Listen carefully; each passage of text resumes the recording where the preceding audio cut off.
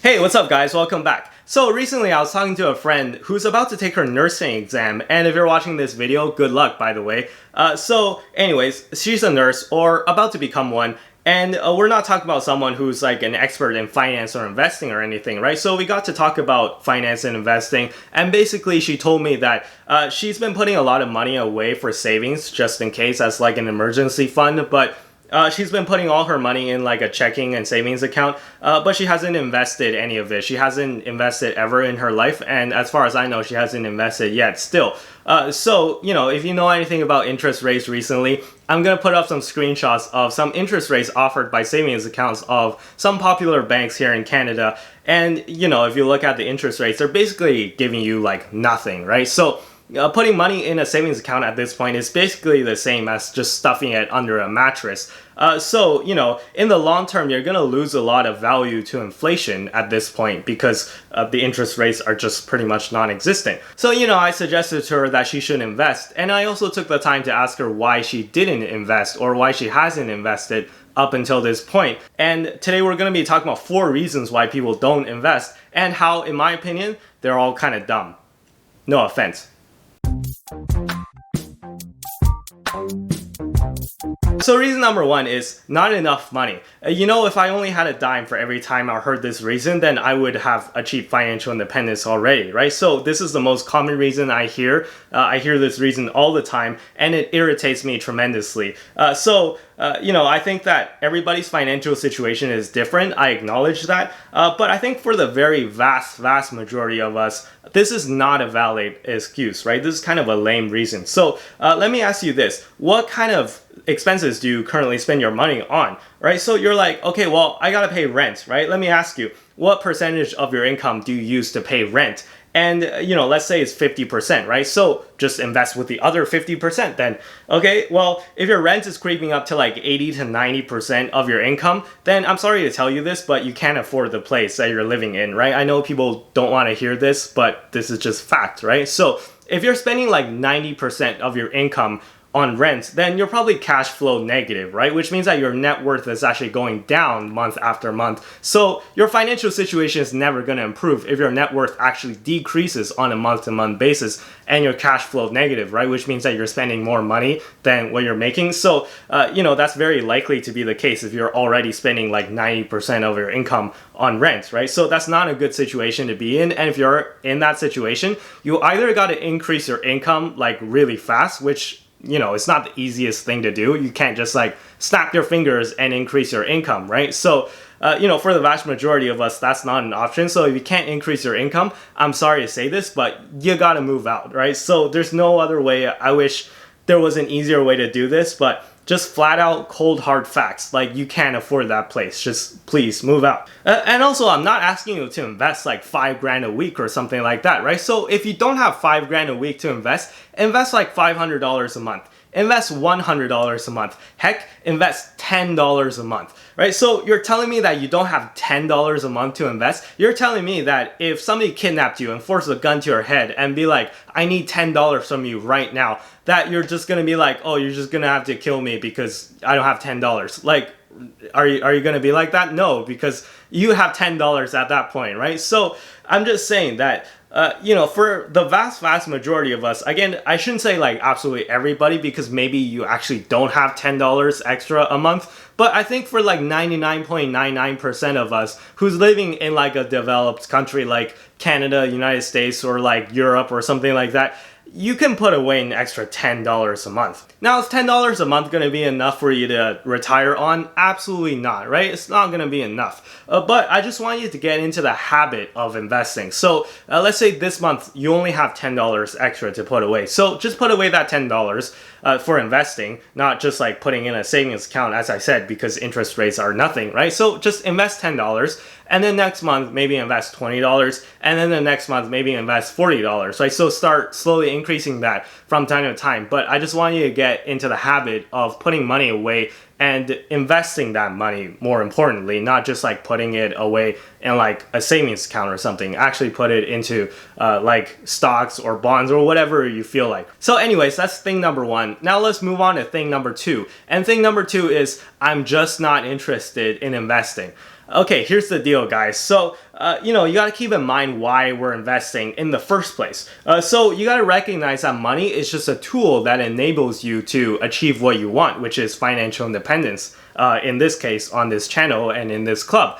So, you might not be interested in the act of investing itself, but there's got to be other things in your life that you're interested in, right? So I always bring up this example, but I have a lot of friends who are car enthusiasts and they love to mod cars, right? Just as a hobby.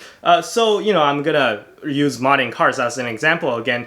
So, if you're really into modding cars and if you're financially independent, then you can spend as much money as you like buying car parts, or if you're not tied down to a 9 to 5, you can even work on your car just during random weekdays, right? You don't have to like go to work or something, and you can devote like a lot of time to modding cars rather than just modding cars on the weekends or after you get off work or something. So the point is that you might not be interested in investing itself, but in this case, you're damn well interested in modding cars. So you gotta recognize that investing is just like a tool to get you to a place where you can afford to spend money and time modding cars. So don't think of investing for the sake of investing. I mean, I do, because I genuinely enjoy investing. I genuinely enjoy making videos talking about investing or just investing myself in general, but it's okay if you don't. So if you don't enjoy investing, then just think of it as a stepping stone to get you to where you want to go, right? So think of it as taking a course to get a degree, right? So I'm sure a lot of you watching this video, you probably went to post-secondary school, maybe you went to university or college, right? So if you went to university or college, I'm sure you know the feeling of having to take a compulsory course that you think is just absolutely dumb and is super hard, or you're just not interested in, right? You just don't like that course, but you have to take it because it's compulsory and you want to get your degree. And I went to university. I had to take a lot of courses where I didn't necessarily enjoy them that much.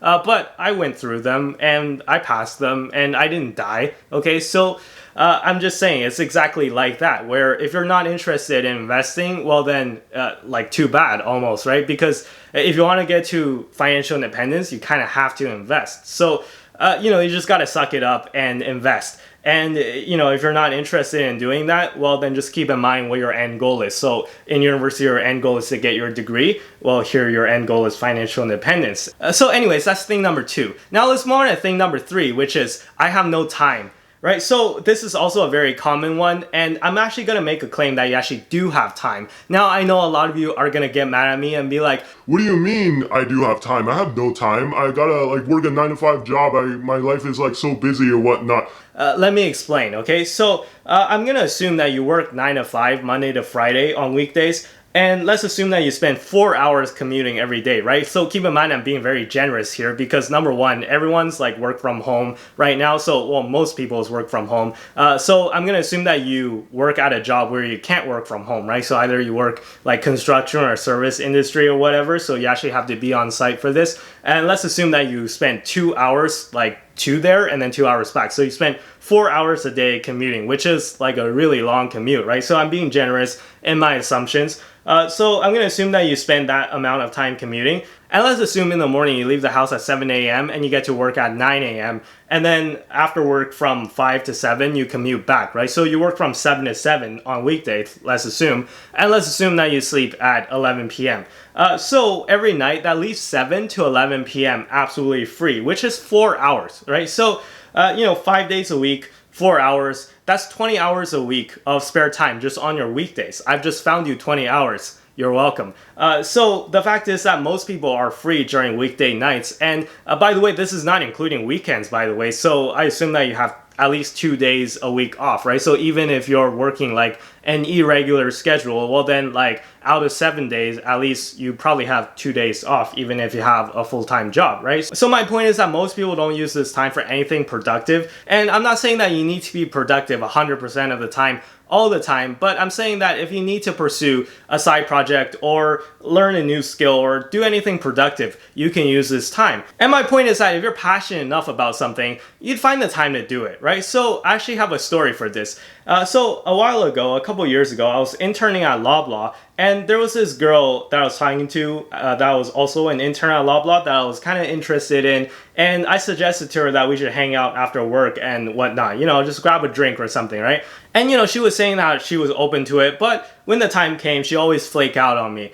So there'll be some excuse to be like, oh, my dad wanted to help him with something tonight, or, I gotta move. So stupid me, I really just took it at face value, and I didn't really think anything of it until I brought it up with one of my female friends. And she was basically like, dude, she's just not interested in you, okay? So sure enough, she was right. And, after that internship ended, the girls I was interested in, we never ended up, that friendship never ended up going anywhere, and we don't talk anymore. A point is, if it wasn't me, if it was like Chris Hemsworth or something, you'd find time, right? I don't know why Chris Hemsworth would intern at Loblaw, but let's say if he did, you'd find the time for that, right? So if Alex Dendario asks you out on a date, and let's say it just has to be that one specific day, and it can't be any other day, and on that one specific day, you had to attend your grandfather's funeral or something, let's say, you'd be like, sorry, Grandpa, I gotta go. My point is, if you're passionate about something, you find the time. So that's point number 3. Now let's move on to point number 4, which is you got burned or you got scammed or something like that. So most people get mad at me for saying this, but I'm gonna say it anyways. If you got burned or scammed from like a financial standpoint, you gotta admit some responsibility yourself too, right? Like 99.9% of the time, you're somewhat at fault too. Now I don't want to sound like I'm victim blaming, because obviously some people get tricked and stuff like that, but here's the thing, right? Now, obviously, scammers are douchebags, and I'm not denying that, but how many times have you heard a scenario like this play out, where someone hears about an investment idea from their brother-in-law's second cousin, twice removed, who's in the finance industry, and it's like, oh, here's my life savings, here you go, right? So, I don't want to sound like I'm victim blaming, but, if you hear some rich guy in a suit trying to convince you of some investment idea, don't just go, here's my life savings, here you go, right? So you gotta like critically think about a lot of these things. And similar thing when you get burned investing yourself, right? So, why would you put a large chunk of your life savings into a company that you don't understand, right? So, if you got burned yourself, you probably try to like day trade. You probably didn't have a long-term focus in mind when you invested. You probably invested in a company that you didn't really understand, or you invested in like penny stocks or YOLO options, or highly speculative bets in general. That's why you're down 98%, right? Like if you invested in companies that you actually understand, that have like good long-term growth and good balance sheets and stuff like that, the worst that could happen is, let's say they like go down like 50%, right? I can't even like imagine, let's say like an Apple or Google or something going down like 50% or something like that, right? So you probably didn't put your money in like good companies if you're down like 80-90% or something like that. And then, you get angry or you blame the system and you're like, oh, like the system is rigged and stuff. Well, like, what did you put your money in? You invested all your money into like penny stocks or a company that you didn't really do any research on.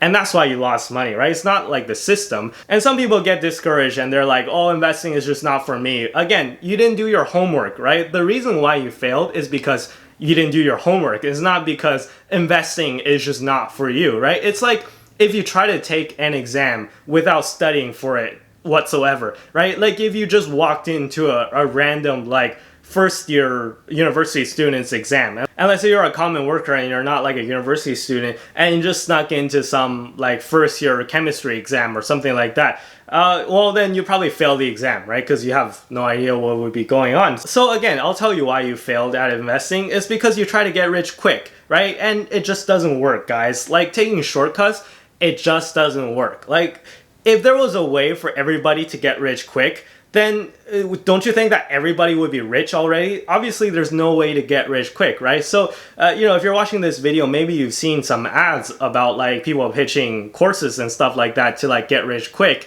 And I'm not saying all courses are bad, but a lot of these gurus and stuff like that, they're like trying to teach you how to get rich quick. And it just doesn't work, guys. Let me just tell you that. Investing is not the hardest thing in the world, but it's not the easiest thing in the world either, right? So it's not easy either. Let me just say that. So fact is, you got burned or scammed because you didn't do your homework and you tried to do a shortcut and it didn't work out. So you shouldn't blame the system for that, right? So you should take some responsibility for that as well if you got burned or if you got scammed. And now also, let me just say, what's worse than getting burned or scammed investing? Is letting that affect you for the rest of your life, such that you never take any more risks or you never take any opportunities to invest again. and you're denying yourself the opportunity to achieve financial independence in the future and achieve your financial goals. So I think that that's like a much greater loss than the amount of money that you lost from being scammed or from being burned when investing. Don't let it affect the future you. So you might have lost a lot of money, and that's the case. Sorry for that, unfortunately, right? It sucks, I know, but don't let it affect you into the future. So yeah, anyways, start investing and don't take shortcuts. Now that's point number 4. So I'm gonna leave the video here because it's getting a little long. Be sure to hit the like button if you enjoyed the video, and consider subscribing if you like this series.